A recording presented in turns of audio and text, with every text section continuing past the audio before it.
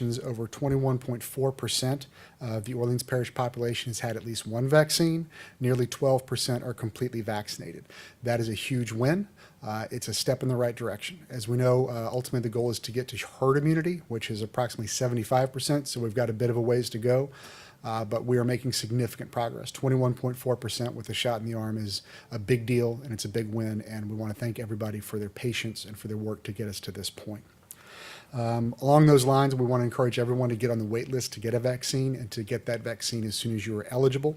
If you're not currently eligible, you will be contacted when your eligibility opens up. The way to get on the wait list, you call 311, or you can go online to ready.nola.gov. As I think everyone is probably aware, Governor Edwards is going to be updating the media around noon on additional information regarding vaccine eligibility. For details on that, I will refer you to the governor's presser later today. As of yesterday, there have been 28,744 cases in Orleans Parish and 768 deaths. That's very significant, and it's a sobering figure. We're averaging roughly 30 new cases a day. The positivity rate is now 1.5%. That's down from 1.8 the last time I was up here. So again, we are trending in the correct direction, but here we are a year into this pandemic. We've lost well over 700 lives in Orleans Parish alone. And it's a sober moment, and we want to make sure that everyone is very conscious of that and continues to do everything they can to remain safe. That means maintaining social distance, it means wearing your mask, it means washing your hands, obeying all the guidelines we know in place, and most significantly, it means getting that vaccine. As soon as you're eligible to do it, please go and get that shot. It could save your life, and it will save the lives of others.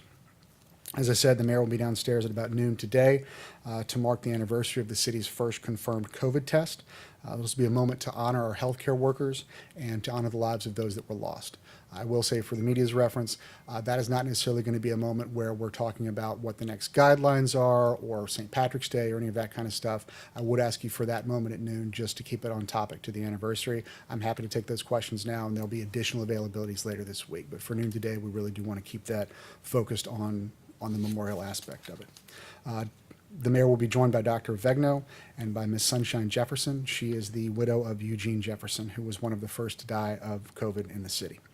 Now, all that said, tomorrow at 11 a.m., Dr. Vegno and the mayor will be out here to offer an update on the vaccines, where we are with that, and to offer an update on where we are in additional easement of the guidelines. We know that the state moved to a modified phase 3 last week. All of our numbers are tracking in an encouraging direction. So tomorrow at 11, the mayor and Dr. Vegno will be out here to tell you what that next step for us looks like. So again, look for that tomorrow at 11 o'clock. We do want to reiterate right now, as we have a couple of times in the past, that for St. Patrick's Day, all parades are canceled. There's no block parties, and no large gatherings will be permitted. To the degree that there's additional guidelines or restrictions, more information on that will be available later this week, but the baseline is no parades, no large gatherings. We do have an announcement concerning the No-Set meal program. The COVID-19 meal assistance program has been extended again. It's now going to run through at least March 31st. That'll bring the program into its 9th month. Currently, there are over 11,000 residents enrolled, and there is plenty of capacity for additional participants. You may be eligible for meals if you are in any of these categories, and if you are not receiving other federal food support, that would include SNAP. But if you're a senior 65 or above, if you're an adult with high-risk health conditions, homeless residents, children who are under 18, and individuals who test positive for COVID or have been exposed and require isolation or quarantine. To apply for that, you go to ready.nola.gov/meals, or you can call 311. A couple more announcements, and then we'll move on to questions. Next week, EMS has 5 EMTs and paramedics that are completing a 3-week orientation and training sequence.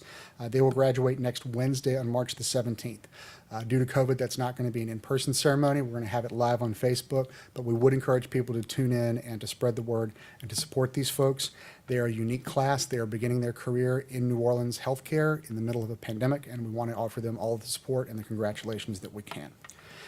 Additionally, later this week, March the 11th, is National 311 Day. It's the second year they've had that.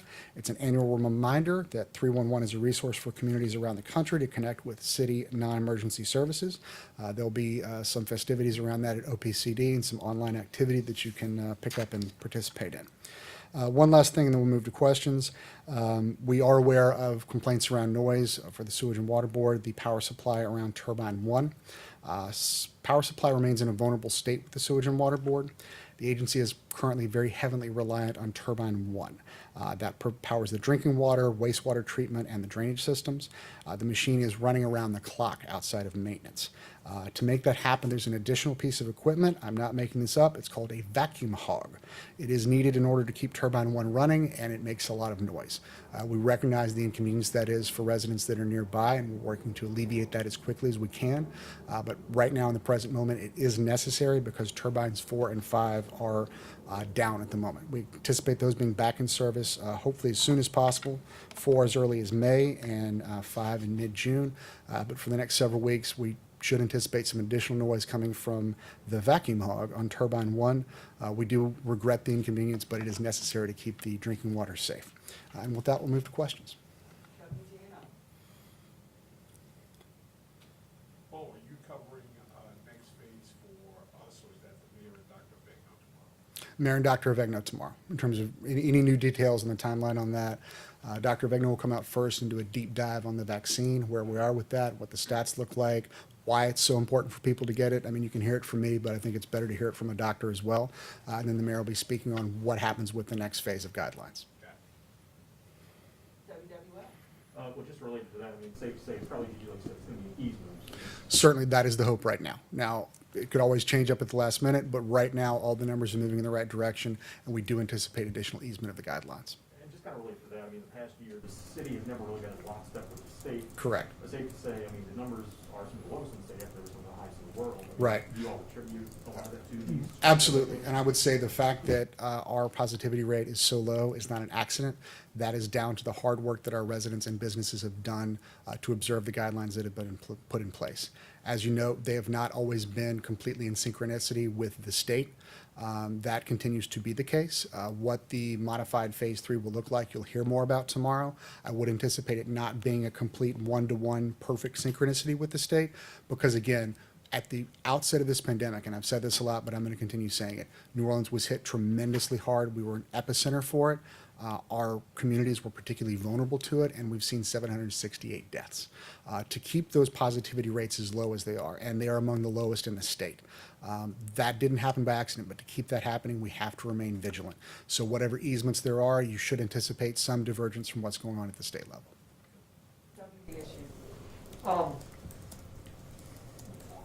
As we are expecting easements, I guess, Sure. tomorrow, how did the new expected vaccine distribution announcement, how will that play a role in this? The governor's having a press. Yeah, he's on it conference noon, about right. 30 minutes, Yeah. and I think we've all seen it by now. It's going to be people 16 and 18 and up. How does that, if in any way, play a role in what could be announced tomorrow? Well, I think what you're going to see tomorrow is in relation to what we know now, right? Like we've said at every stage, we're guided by the data and not the date. So in relation to what's coming with the vaccines, that is news for going forward, right? What if you get injected today, if everybody in this room gets vaccinated, that's good news for us 2 weeks from now and every month following, right? But in the immediate sense, we have to rely on the data that's in front of us, and that is necessarily backward looking. So there's going to be a bit of a lag. There's going to be a bit of a delay. That said, the vaccine news is fantastic news. The developments with the Johnson & Johnson vaccine, the increased availability. As more people get vaccinated, we are going to hopefully see additional easements. But it's going to take time. It's not like flicking a light switch. So again, we would ask people to be patient, but certainly this is a moment for hope. This is a moment for optimism, and as things continue to move in the right direction with everybody's vigilance, we do hope to see continued easement and continued progress towards a more normal situation. Gambit. The mass vaccination site at the convention center has the capacity to do several hundred vaccines. Has it been hitting that capacity, or are you trying to still get more people? I think we still need, well, the issue is always not the capacity of the space itself, it's the access to vaccines. So as we get those, we're churning them out as quickly as we can. I know that, for instance, this week they haven't been open all day, every day, because we simply haven't had enough vaccines. We haven't had the access to the stock. As that continues to increase, which it looks like it will at the federal and at the state level, we're continuing to see more availability. We expect that to continue to grow exponentially rather than geometrically, meaning we're going to see a lot more next week and a lot more the week after that. I think you'll see this very much in line like with what happened with testing about this time last year. Initially, everybody was scrambling to get a test, and now I'm up here every week begging people to go get a test, right? Because we have enough for everybody. So we're going to get there, but it's not going to be quick. And, second part of that, are you going to open up another mass vaccination site? I would anticipate that would eventually happen. I'm not aware of specific plans around that right now. I think the goal on the front end is to get the convention center up and running. It's up and running now, but at its full capacity with the full supplies that it would need before we would then look at an additional site. But the long-term goal for this is to get everyone vaccinated, save as many lives as we can, and to do it in as equitable a way as we can. And if that would mean additional sites, certainly that's something we'd look at, but there's no specific plans that I'm aware of right now. Residents are starting to notice more visitors on Bourbon Street, and, we saw, more people coming to short-term rentals, and I think there was a presentation last week about that. Can you tell us if there's gonna be additional enforcement on Bourbon and at short-term rental sites in the coming days as restrictions are eased? I think as we start to see this overall easement, as people begin to return, as more folks are vaccinated, as businesses pick back up, necessarily we are going to see more visitors to the city. That's going to require a couple of things. One, that we continue as an administration and public health, continue to message to those visitors, when you're here, we expect you to wear a mask, we expect you to abide by those guidelines, but certainly we're going to look at, as we have more folks down there, what do additional enforcement actions look like. I don't have specifics on that right now, but it's certainly something that we're conscious of. Frankly, it's something that's baked into the process, right? That necessarily, as we release back into normal, there's going to be moments where there's a whole lot of people here, and maybe they're compliant or maybe they're not, and we're going to have to get our arms around that. But we don't have specifics on that right now. Surprised as I am. No, I do. If you could talk about the mask mandate, there was a push last week by some Republican lawmakers asking the governor not to, but to lift the mask mandate. Right. Where does the mayor stand on that? And even if restrictions start to ease Yep. as expected, can people in New Orleans expect to have the mask mandate in place for a while? I can say that right now, at its core, what we know is masks make people more safe. Until we're at a spot where we are completely comfortable that everyone is safe, we're going to continue to urge everyone to wear the mask. What that looks like in terms of a mandate or in terms of guidelines, that's going to be determined by what the numbers are at the time. But I would say certainly for the foreseeable future, the mayor is going to continue to want everybody to wear a mask. Couple more questions, Gino, followed by Tulane. Well, you mentioned the convention center being that mass site, there could be possibly others. Does the city have a plan to do any mobile vaccinations? I think- into neighborhoods? Absolutely. I think that's, once we have the supply, again, right now, the choke point is just the amount of vaccine we can actually get to distribute.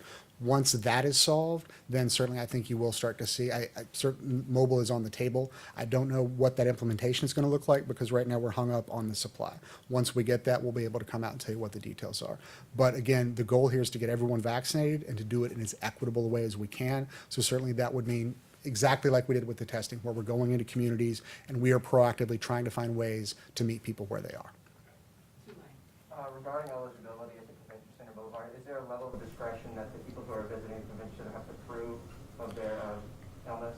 My understanding is that there is a self-attestment form that you fill out. So if I say I have asthma, I don't have to then go through a lot of hoops to prove that I have asthma. I'm just attesting on a form that I sign that I'm representing that I have asthma. I would refer to the governor's office for more details on that, and they're going to have more at noon. Last question, WWL. This might be better addressed tomorrow, but any word on increasing size of Smoothie King center right now? Absolutely better addressed tomorrow. I would ask you to ask Dr. Avegno when she's standing here. Okay? All right. Thanks a lot, Joe. I appreciate your time.